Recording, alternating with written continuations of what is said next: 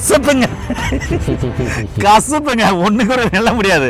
அதாவது அந்த பொறை விழுதுன்னு சொல்கிறோம், பார்வை, தூர பார்வை, கிட்ட பார்வை, அடுத்த ஒரு 10 நிமிஷத்துலேயே அந்த இம்ப்ரூவ்மெண்ட் தெரியும். அப்பயே ஒரே டோஸில். ஓ, நகரிலேருந்து ஒரு நோயாளி வந்தார், தடுமாற்றமாக கூட ஒருத்தர் பிடிச்சிக்கிட்டு வந்தாங்க. இது வந்து அல்சருக்கு ரொம்ப நல்லா கேட்கும். ஐயா சொன்ன மாதிரி கண்ணுக்கு விடலாம்.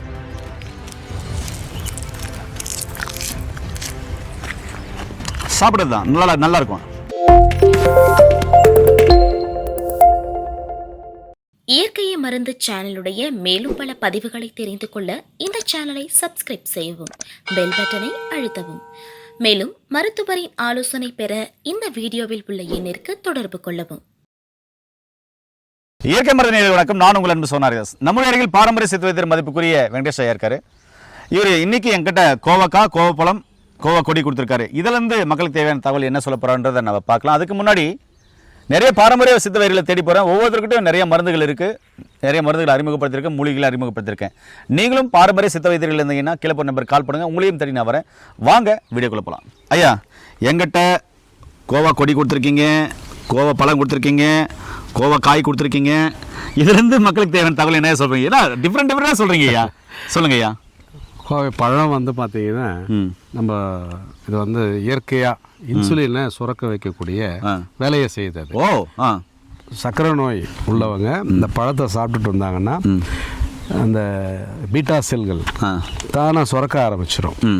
அந்தளவுக்கு அற்புதமாக வேலை செய்யக்கூடியது. இயற்கையான இன்சுலினே கிடச்சிரும். அதுக்கப்புறம் இது கோவக்காய் பார்த்தீங்கன்னா நம்ம கூட்டு பொரியல் செஞ்சு சமைச்சு சாப்பிடலாம். இது என்ன பண்ணா உடல் உஷ்ணத்தை குறைக்கும். பித்தாதிக்கம் உள்ளவங்க, சர்க்கரை நோயாளிகளுக்கு பார்த்தீங்கன்னா அந்த உஷ்ணத்தை குறைச்சி பாத எரிச்சல், அந்த குத்தல் குடைச்சல்லாம் வந்து சரி பண்ணக்கூடியது. இந்த இலை பார்த்தீங்கன்னா கண்ணுக்கு அருமையான ஒரு மருத்துவ குணம் உள்ளது. ஓ, கண்ணுக்கா? ஆமாம் ஆமாம். ஓகே, இது கண்ணுக்கு வந்து உப்புல கசக்கி விடுவாங்க. நீங்கள் சொல்லுங்களேன் உங்கள் ஸ்டைலில். இல்லை, நம்ம பண்ணுறது எப்படின்னா, இது ஒரு 5 இலை எடுத்துக்கணும். இந்த இலை வந்து 5 இலை எடுத்துக்கணும். சாம்பார் வெங்காயம் வந்து பாதி கட் பண்ணிக்கணும். ஒரு சாம்பார் வெங்காயம், முழு வெங்காயம் எடுத்து பாதியாக கட் பண்ணிக்கணும். எண்ணிக்கையில் சீரகம், எண்ணிக்கையில் 5 கரெக்டாக சரியாக 5 இருக்கணும். இந்த 3த்தையும் ஒன்றா பிடிச்சிட்டு துருவணும். நம்ம தேங்காய் துருவோம்ல, அது மாதிரி துருவணும். துருவிட்டு ஒரு வெள்ளை துணியில் ஒன்றா போட்டு நல்லா மூட்டை முடித்து டைட்டாக கட்டிட்டு ஒரு 10 நிமிஷம் அப்படியே ஊற விட்டுடணும். இது 5 இலை, சாம்பார் வெங்காயம் பாதி, 2த்தையும் ஒன்றா வச்சு துருவிட்டோம். துருவின பிறகு 5 சீரகம் அதில் எண்ணி போட்டு மூட்டை கட்டி வச்சிடறோம். டைட்டாக மூட்டை கட்டி வச்சிடணும், புழியக்கூடாது. எடுத்த உடனே மூட்டை கட்டி வச்சுட்டிங்கன்னா ஒரு 5லேருந்து 10 நிமிஷம் அந்த எசன்ஸ் எல்லாம் ஒன்றாயிடும், உள்ள வேதிப்பொருள்லாம் ஒன்றாயிடும். அதுக்கப்புறமா அப்படியே கசக்கிட்டு, லைட்டாக கசக்கிட்டு கண்ணில் ஒரு சொட்டு விட்டோம்னா கண் சார்ந்த பிரச்சனை, அதாவது அந்த பொறை விழுதுன்னு சொல்கிறோம், பார்வை, தூர பார்வை, கிட்ட பார்வை, அடுத்த ஒரு 10 நிமிஷத்துலேயே அந்த இம்ப்ரூவ்மெண்ட் தெரியும். அப்பயே ஒரே டோஸில். ஓ, நகரிலேருந்து ஒரு நோயாளி வந்தார், தடுமாற்றமாக கூட ஒருத்தர் பிடிச்சிக்கிட்டு வந்தாங்க. வந்து இந்த மெத்தடில் நம்ம விட்டு 10 நிமிஷத்தில் அவர் கூட ஒரு ஆள் துணைக்கு பிடிச்சிக்கிட்டு கைத்தாங்களாக வந்தவர் 10 நிமிஷம் கழித்து பார்த்தீங்கன்னா நல்லா தெளிவாக தெரியுதுன்ட்டு அவர் மட்டும் தனியாக ட்ரெயின் ஏறி வீட்டுக்கு போனார். அந்த அளவுக்கு அற்புதமாக வேலை செய்யக்கூடியது இந்த கோவை இலை.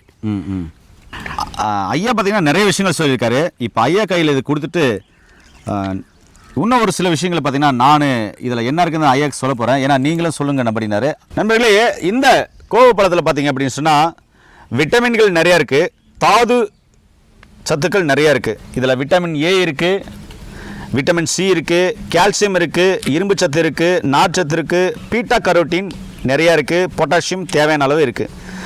இது சாப்பிட்றதுனால ஏற்படக்கூடிய நன்மைகள் என்னென்னா, சர்க்கரை நோய் நிச்சயமாக தொடர்ந்து சாப்பிட்டு வரும்போது கட்டுக்குள் வரும், ஏன் குணமாய் கூட ஆகிடும். வயிற்றுப்புண் நிச்சயமாக குணமாயிடும். இதனுடைய இலைகளை பார்த்தீங்கன்னாக்கா ஒரு காலையில் ஒரு 5 இலை, சாயந்தரம் 5 இலை கடிச்சு மட்டும் சாப்பிட்லாம். அதே மாதிரி பார்த்தீங்கன்னாக்கா கல்லீரல் சார்ந்த பிரச்சனைக்கு அற்புதமாக வேலை செய்யும். காய்ச்சல் இருக்கிறவங்க இந்த இலையை கசாயம் வச்சு குடிக்கலாம். நோய் எதிர்ப்பு சக்தி இதில் அதிகமாக இருக்குது. சிறுநீரக செயல்பாட்டை வந்து அதிகரிக்க செய்யறதுல இது ரொம்ப ரொம்ப அற்புதமாக வேலை செய்யும். சர்மம் சார்ந்த பிரச்சனைக்கு அற்புதமாக வேலை செய்யும்.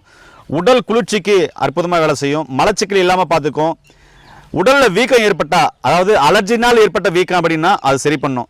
அதே மாதிரி சோரியாசிஸ், படை, சொறி, சிரங்குக்கு இதை அரைச்சி பெண்களாக இருந்தால் மஞ்சளோடையும் ஆண்களாக இருந்தால் சந்தனத்தோடையும் பூசும்போது அந்த சோரியாசிஸ் சம்மந்தமான பிரச்சனைகள் மெல்ல மெல்ல குணமாகும்.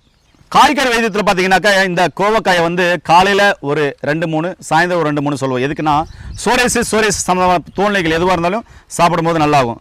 இப்போ இதிலேருந்து நான் ஒரு பழத்தை சாப்பிட்டு காமிக்க போகிறேன். இந்த பழம் ரொம்ப ரொம்ப நல்லா இருக்கும், டேஸ்ட்டாக இருக்கும். இங்கே காய்கள் நிறைய இருக்குது. ஒரு சிலர் சொல்கிறீங்க கோவக்காய் சாப்பிட்லாமா அப்படின்னு. அது உங்களுக்கு ஒரு சாம்பிள் காமிக்கிறேன் பாருங்கள். சாம்பிள் காமிக்கிறேன், தவறி விழுது. அப்போ யாரும் ஆசைப்படுறாங்கன்னு நினைக்கிறேன். யாரும் ஆசைப்பட்டீங்களா? சின்ன வயசில் சொல்லுவாங்களா, அதுதான் சொன்னேன். இந்த கோவக்காய் இருக்கு இல்லைங்களா, இது எல்லாம் அப்படியே சாப்பிட்லான்னு சொல்கிறீங்களே. சாதாரண ஹைப்ரிட் கோவக்காய் சாப்பிட முடியும். இந்த கோவக்காய் இங்கே பாருங்கள்,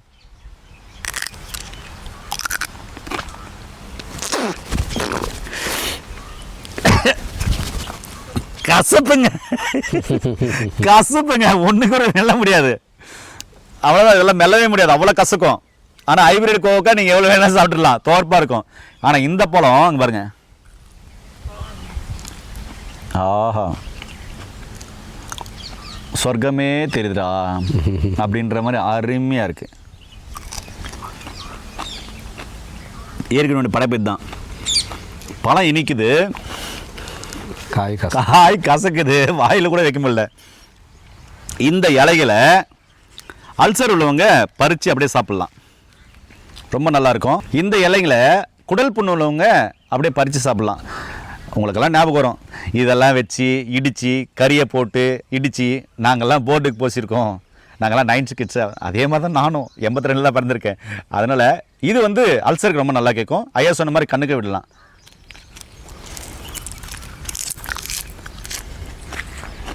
சாப்பிட்றது தான் நல்லாயிருக்கும். இது என்ன டேஸ்ட்டில் இருக்குன்னா, என்ன சொல்கிறது, ஒரு தோல் சுவை இருக்குல்ல, அந்த சுவை தான் இருக்கும், வேறு எதுவுமே இருக்காது, கசப்பாலாம் இருக்காது. இப்படி இயற்கை தந்த மூலிகைகள், பல்வேறு வகையான மூலிகைகள் இருக்குது. இதெல்லாம் தெரிஞ்சுக்கொள்ள நம்முடைய சேனலை சப்ஸ்கிரைப் பண்ணுங்கள். நல்லதை பகிர்ந்து நல்ல ஆரோக்கியமான சம்மதை உருவாக்குவோம். மீண்டும் இன்னொரு அருமையான பதிவில் உங்களை அன்பு சந்திக்கும் வரை உங்களுக்கு விடைபெறுவது உங்கள் குடும்பத்தில் ஒருவனாக உங்கள் அன்பு ஹரிதாஸ். நன்றி, வணக்கம். வணக்கம் ஐயா. நன்றி.